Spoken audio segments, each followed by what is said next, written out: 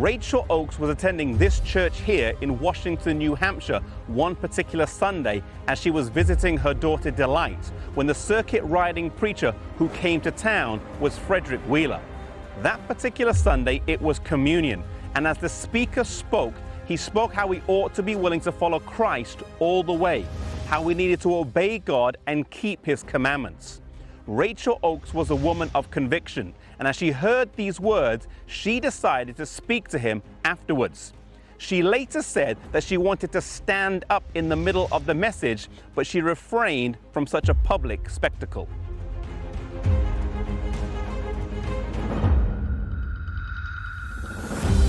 My brother, you'd do better to set that communion table back against the wall and cover it with a white cloth until you're willing to keep all the commandments of God. You see, Rachel Oakes was a Seventh-day Baptist, and she felt strongly about this subject and admonished Frederick Wheeler that he ought to follow God all the way. Wheeler later stated that her words cut deep, and they sent him straight back to the Bible to study the subject for himself. This was a turning point in his life, and he was convicted on the Sabbath and saw it as binding.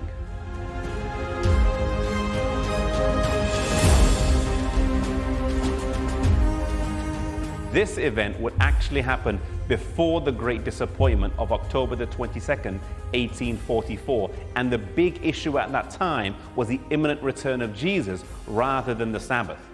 This would soon change though.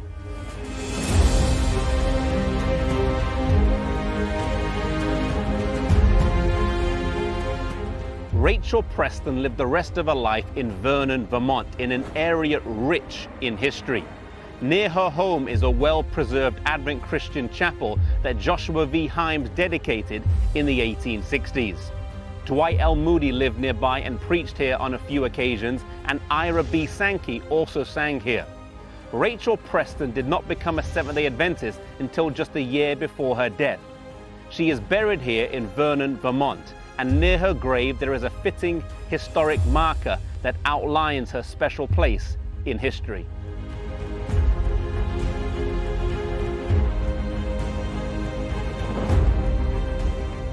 The town of Washington, New Hampshire has a special place in history, and whilst it might not be entirely accurate to say it's the birthplace of the Seventh-day Adventist Church, it is the location of the first Sabbath-keeping Millerite church that continues as a Seventh-day Adventist church today.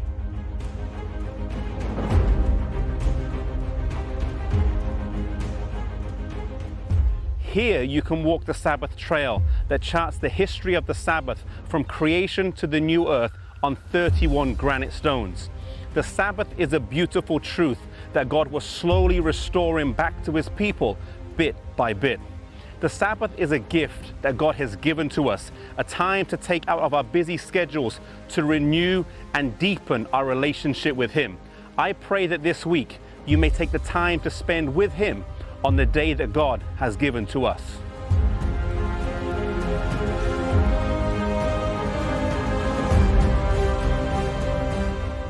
Frederick Wheeler moved from the Washington, New Hampshire area and went to live in upstate New York and lived a long life of loyal service to God, always faithful in following Him and remaining confident in his beliefs. At the age of 96, he wrote, "The gospel armor I will not put off. The contest I will not yield until with the ransomed host I shout the final victory." He died at the age of 99 and is buried here in West Monroe, New York. His tombstone reads, he was a pioneer minister of the Seventh-day Adventists.